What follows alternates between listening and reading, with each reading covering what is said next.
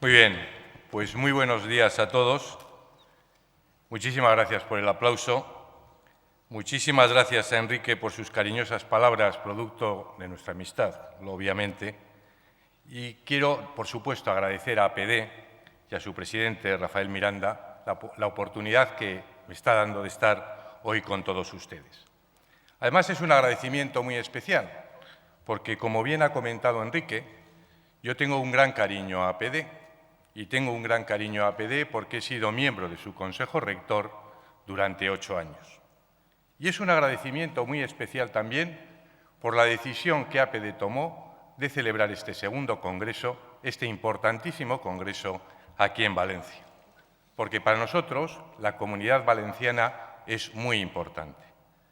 Bankia tiene más del 20% de su volumen de negocio precisamente aquí, en la Comunidad Valenciana, y desde luego el haber celebrado este Consejo aquí es un elemento muy positivo para la comunidad y desde ese punto de vista reitero mi agradecimiento a APD por la elección de Valencia como sede de este segundo Congreso.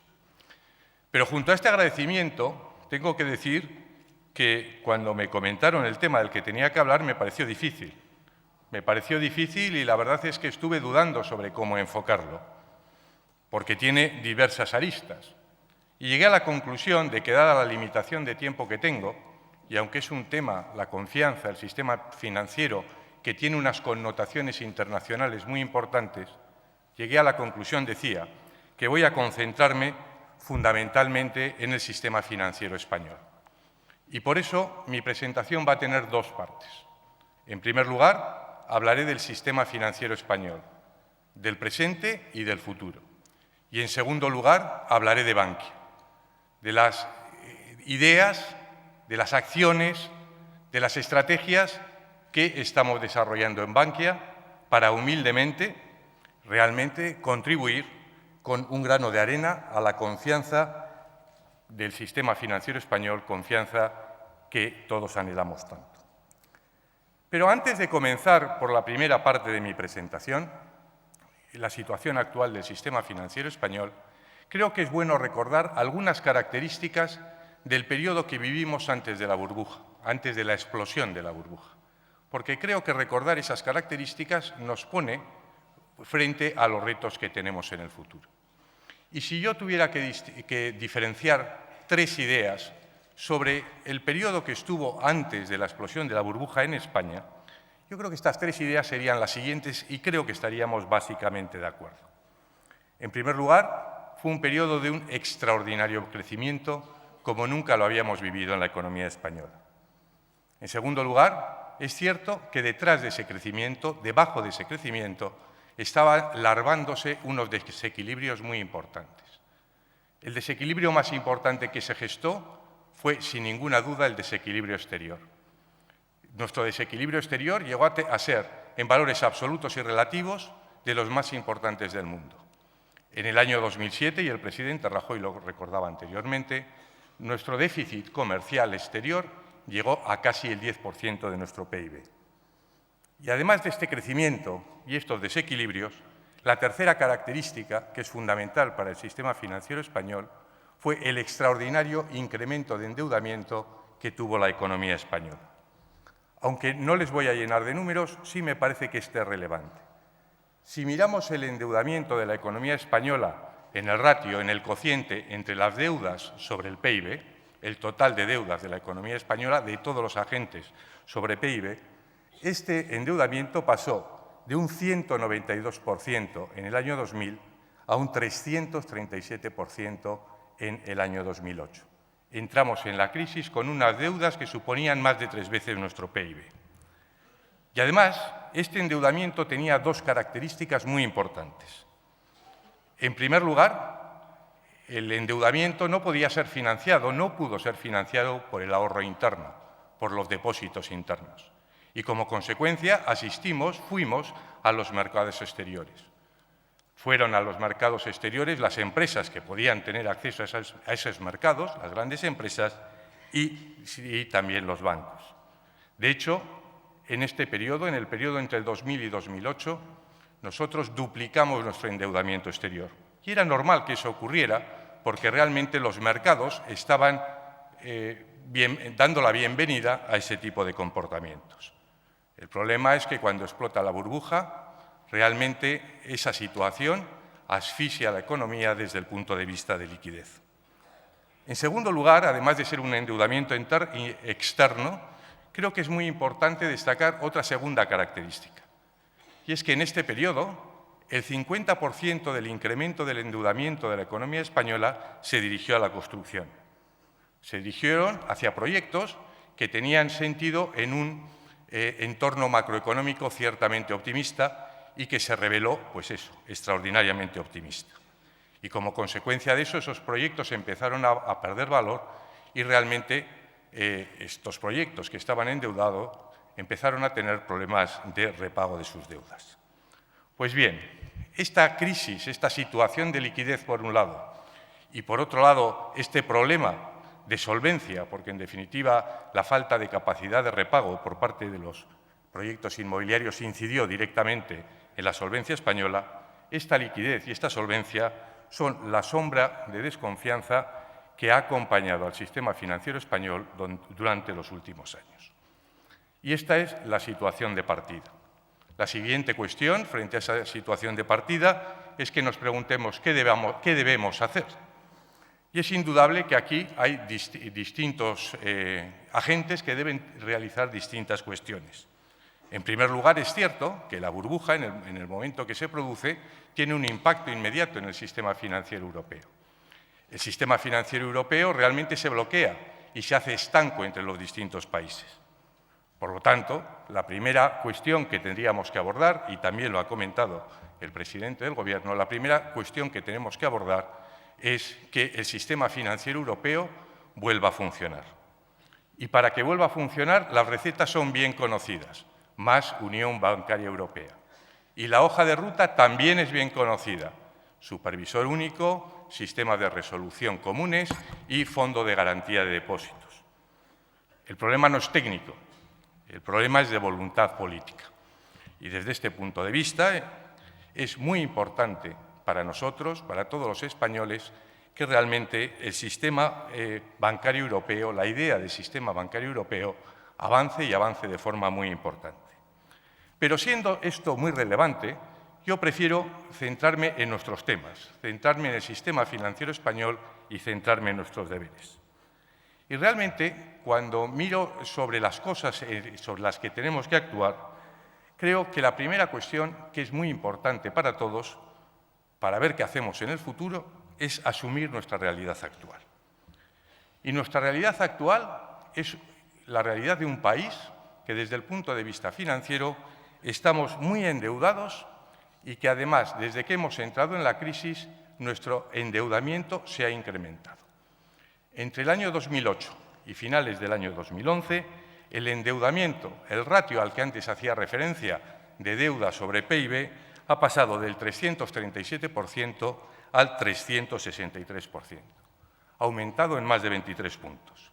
Y es cierto que gran parte de ello es como consecuencia del sector público, pero es cierto también que cuando nos comparamos con economías como la de Estados Unidos, que está teniendo un desapalancamiento mucho más rápido, nuestro ritmo de desapalancamiento en el sector privado, en las familias y en las empresas no financieras, no está teniendo un ritmo suficiente. Y es que es frustrante el hecho de que estemos ante una crisis de sobreendeudamiento como la que estamos. Porque este tipo de crisis, la crisis de sobreendeudamiento, son crisis que son siempre largas y penosas. Y son penosas porque afectan de forma radical al nivel de vida de la sociedad, lo cual es especialmente evidente tras un periodo de fuerte crecimiento. La solución a esta crisis, desde luego, en mi opinión, reside fundamentalmente en la mejora de la competitividad. Pero a mí hoy no me toca hablar de la competitividad, a mí hoy me toca hablar del sistema financiero. Y creo, honestamente también, que una correcta gestión del sistema financiero va a ser una condición no suficiente, pero desde luego necesaria para que realmente nuestra economía salga adelante. Nosotros tenemos un sistema bancario en el que hay, y siempre me gusta recordarlo, entidades extraordinariamente eficientes y bien capitalizadas. Algunas de estas grandes entidades están compitiendo y con mucho éxito a nivel internacional con los mejores bancos del mundo. Pero, sin embargo, tenemos una parte de nuestro sistema financiero que tiene problemas. Una parte de nuestro sistema financiero que está infracapitalizado y que, en conjunto, nuestro sistema financiero está sobredimensionado. Y esto hay que atacarlo de forma inmediata. Lo primero que tenemos que atacar es la infracapitalización. Y eso básicamente requiere dos cuestiones. En primer lugar, tenemos que adaptar los balances de nuestros bancos, los balances bancarios, a los nuevos valores reales que realmente tienen. Los valores han cambiado a lo largo de la crisis y lo que tienen que recoger nuestros activos bancarios son sus auténticos valores reales. Y como consecuencia de eso, lógicamente, están aflorando déficits de capital que deben ser cubiertos. Lo ideal es que sean cubiertos por el mercado, pero si el mercado no lo cubre, tendrán que ser cubiertos por fondos públicos, en el buen entendimiento de que los fondos públicos deben ser invertidos solo para que los proyectos sean viables. Y creo que con esta perspectiva se están haciendo las cosas en la buena dirección. Creo, honestamente, que las acciones que se han tomado con los decretos guindos, los llamados decretos guindos, la firma del MOU y el Real Decreto Ley que se publicó el 31 de agosto, son medidas que están en la buena dirección. Yo creo que tenemos el aparataje para hacer las cosas. Ahora lo que tenemos que hacer es gestionar y llevar a la práctica este aparataje para que tengamos una salida rápida. Pero para una salida rápida tenemos que tener en cuenta que, siendo el capital muy importante, no es suficiente. Las entidades financieras, además de capital, necesitan liquidez. Y es indudable que los esfuerzos que se están haciendo de transparencia en el sistema financiero español y el gran éxito que se está teniendo de corrección de nuestra balanza de comercio exterior, todo ello ayudará, qué duda cabe, a abrir los mercados. Pero necesitamos la apertura de los mercados. Necesitamos que nuestra prima de riesgo baje y necesitamos liquidez, porque sin liquidez el flujo de crédito será absolutamente imposible. Pero si lo anterior es muy, muy relevante, y estoy convencido que lo vamos a conseguir en el corto plazo, eso no tiene que dar lugar a pensar que el volumen de crédito de los balances de los bancos vaya a subir. Si conseguimos las dos cuestiones anteriores, el volumen de crédito del balance de los bancos va a descender previsiblemente este año y el año que viene, porque, como decía anteriormente, somos un país muy, muy endeudado. Lo que sí creo que podemos y debemos aspirar, y si hacemos las cosas correctamente, lo veremos en la segunda parte del próximo año, es que la asignación de recursos, la asignación de crédito, se haga a los proyectos más eficientes, se concentre en los proyectos más eficientes y deje de financiar activos improductivos. Lo que quiero decir, en definitiva, es que si hacemos bien las cosas, tendremos un punto de inflexión viendo la nueva facturación de créditos dirigirse a nuevos proyectos empresariales. No va a ser, desde luego, un proceso explosivo, pero tengo la convicción de que podemos verlo en la segunda parte del año próximo de una forma claramente consistente. Como antes se ha dicho en otras intervenciones, el futuro no está escrito, pero si lo escribimos correctamente, creo que ese objetivo es absolutamente asumible. Pero el sistema financiero, para que sea sostenible, además de estar capitalizado y tener buena liquidez, tiene que enfrentarse al sobredimensionamiento al que antes hacía referencia. Para que se hagan una idea de qué es esto del sobredimensionamiento, me van a permitir un dato. Entre el año 1998 y el año 2008, en esos 10 años, las cajas de ahorro incrementaron su número de oficinas en un 40%. Es decir, abrieron 7.200 nuevas oficinas e incrementaron en ese mismo periodo un porcentaje similar el número de empleados. incrementaron su número de empleados en 40.000 personas. Si tenemos en cuenta que el futuro del sistema financiero, los próximos años que nos esperan en el sistema financiero español, vamos a ver crecimientos de volúmenes de negocio claramente escuetos, se deduce que necesitamos redimensionar nuestro sistema. Necesitamos reducir su capacidad. Y se han hecho cosas, pero quedan muchas por hacer.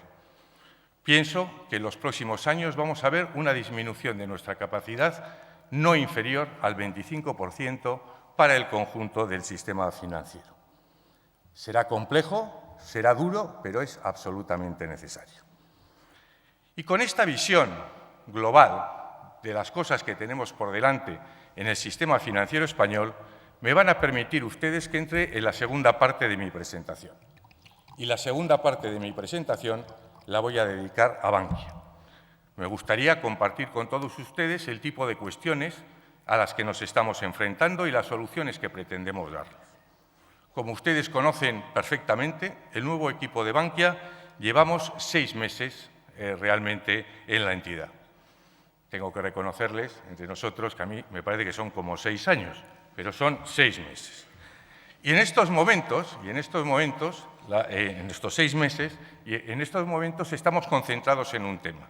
Estamos concentrados en la relación con Europa, con la Comisión Europea y con la Troika para la aprobación de nuestro plan de reestructuración, de nuestro plan estratégico. Razonablemente, y tal como van las cosas, esperamos que a finales de noviembre recibamos la aprobación de la Comisión Europea y, como consecuencia, se produzca en los siguientes días la inyección de capital que nosotros necesitamos. Por lo tanto, hoy no voy a poder compartir con ustedes datos concretos, pero sí creo que es una buena ocasión para compartir con ustedes las líneas de trabajo en las que estamos trabajando y las que queremos trabajar, para, en definitiva, conquistar esa confianza a la que Enrique hacía referencia en la presentación. El primer punto en el que estamos trabajando es un punto con una idea muy clara. Queremos ser muy realistas y muy transparentes, porque la confianza se basa en el realismo y en la transparencia. Y el realismo y la transparencia fue la base que nos hizo dar la respuesta al Banco de España cuando el Banco de España nos pidió un plan de recapitalización.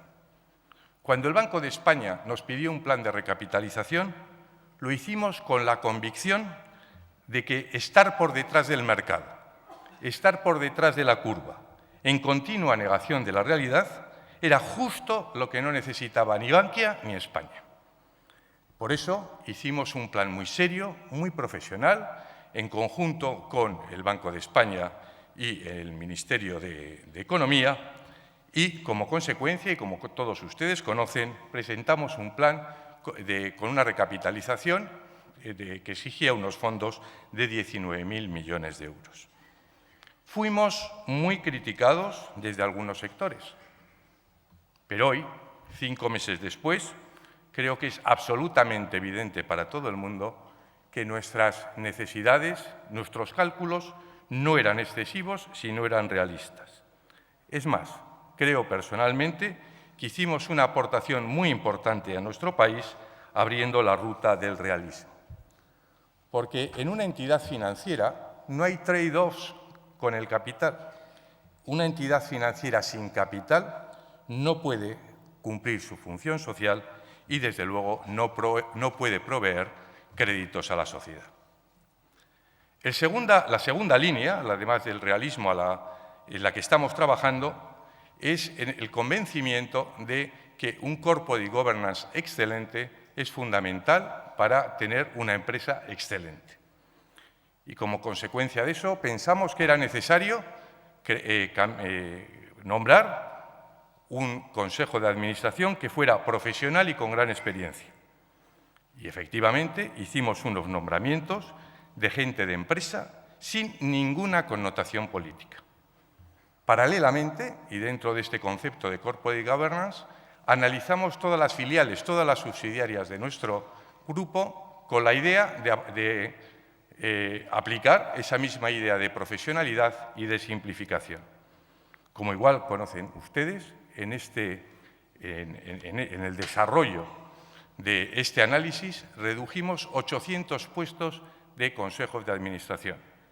Y dado que en el futuro todos los consejeros que representen a Bankia deben revertir sus dietas a Bankia, nos hemos ahorrado 7 millones de euros anuales. Ya sé que no es una cantidad importante al lado de las necesidades de capitalización, pero me parece muy significativo desde el punto de vista cualitativo. El tercer aspecto al que nos tenemos y nos tuvimos y nos tendremos que enfrentar es la política de riesgos, para asegurar un balance equilibrado. Hemos cambiado la política de riesgos, su impacto es inmediato, pero el efecto en el balance, lógicamente, nos va a llevar un cierto tiempo. Porque tener un balance con un perfil de riesgos conservador es clave para crear confianza. Y en este balance queremos dar una altísima prioridad al segmento de pymes y al segmento de autónomos, porque son los auténticos creadores de empleo en nuestro país, los auténticos creadores de empleo en España.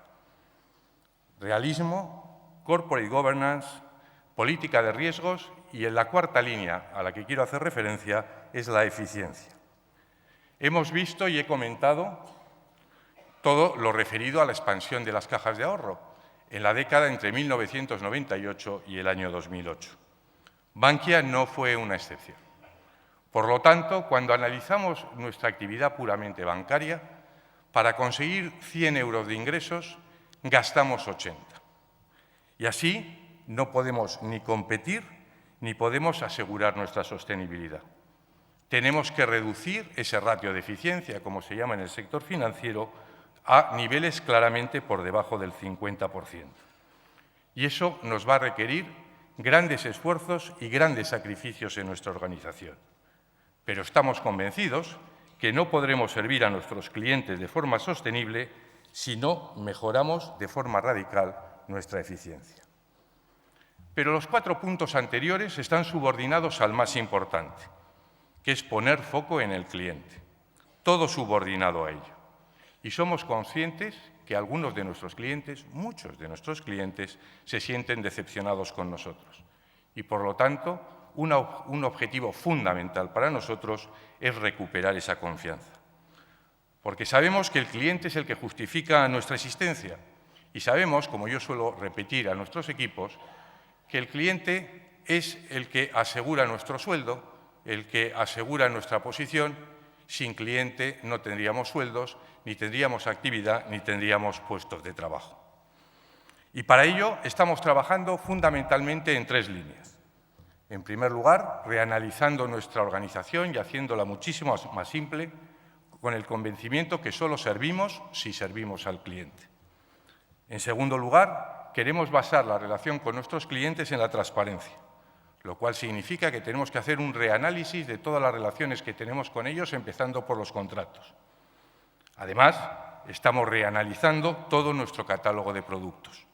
Estamos convencidos que en la banca comercial del futuro los productos tienen que ser sencillos, adaptados a las necesidades de los clientes sin sofisticaciones innecesarias y con un esquema de cobro claro y comprensible.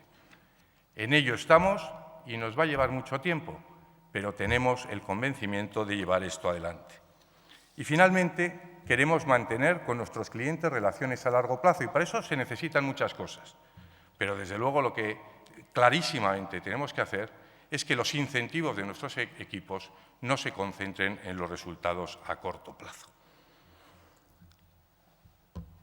Y en este contexto también quería compartir con todos ustedes que aunque nuestro accionista, nuestro principal accionista, como bien conocen ustedes, sea el sector público, estamos convencidos que debemos gestionar desde la más estricta profesionalidad, con criterios de mercado y buscando maximizar el valor de la entidad. Creemos que gestionar desde esta perspectiva es necesario para evitar los errores del pasado, es necesario para asegurar nuestra independencia de gestión y estamos convencidos que es la mejor manera de servir a la sociedad española. Y sé que en un foro como este, ustedes compartirán conmigo que esto, es decir, gestionar en base al mercado y a la maximización de valor, es perfectamente compatible con una sensibilidad social, con una máxima sensibilidad social. De hecho, tengo para mí que una empresa no puede ser excelente ni puede tener éxito si no comprende y empuja su aportación a la sociedad. Y esto, que es teoría y es un concepto, debe aplicarse hoy a unos casos muy concretos como son los impagos hipotecarios. Este problema, además, afecta especialmente a Bankia porque, como consecuencia de una política muy expansiva del pasado, concentramos una significativa cuota de mercados en los segmentos más vulnerables. Lo cual, como se pueden imaginar todos ustedes, hace que para nosotros este drama humano realmente tenga una altísima prioridad, tanto a nivel personal como a nivel institucional. Por esta razón, y aunque solo en las últimas semanas los desahucios han saltado a las primeras páginas de los medios, les puedo asegurar que en Bankia llevamos mucho tiempo trabajando en esta problemática. Permítanme compartir con ustedes algunos datos. Desde el comienzo de la crisis hemos renegociado, es decir, hemos flexibilizado las cuotas mensuales de más de 80.000 créditos, que es aproximadamente el 10% de nuestra cartera. Hoy, estas 80.000 familias, con mucho esfuerzo, siguen cumpliendo con sus obligaciones de pago y manteniendo su vivienda. Y además, en los 2 últimos años, hemos acordado 4.300 daciones en pago. Sin embargo, todo hace pensar que los problemas para hacer frente a los pagos se agudizarán en el futuro, dada la situación económica previsible. Es por ello que estamos trabajando en la definición de un protocolo de actuación que trate de adelantarse a las situaciones, que no se ciña a la solución del último momento, porque desde que una familia deja de pagar hasta que se produce la entrega de la vivienda, transcurre un largo periodo en el que podemos y debemos actuar. Pero dicho eso, este problema supera a Bankia como entidad, porque el problema en estos casos no es el pago de la hipoteca o el pago de la cuota de la hipoteca, que eso al fin y al cabo es solo la consecuencia.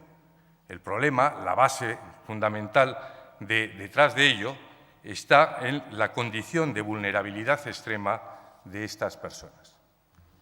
Y a este problema, sin duda muy complejo, hay que darle una solución global y estable, en la que los distintos agentes sociales y económicos tengan unas responsabilidades bien acotadas.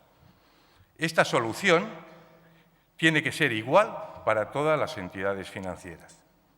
Y es en este contexto de solución global donde nosotros asumiremos nuestras responsabilidades y, desde luego, redoblaremos los esfuerzos que ya estamos haciendo hoy en base individual en las negociaciones con las distintas familias, negociaciones que estamos llevando a cabo. Queridos amigas y amigos, somos muy conscientes en Bankia de los retos que tenemos por delante y la cantidad de cosas que tenemos que hacer. Pero dicho eso, somos también conscientes de que tenemos una base muy sólida. La base de 7,5 millones de clientes, tenemos un 11% de cuota a nivel nacional y somos la entidad de referencia en esta comunidad. 7,5 millones de personas que confían sus ahorros en nosotros nos confieren una gran responsabilidad.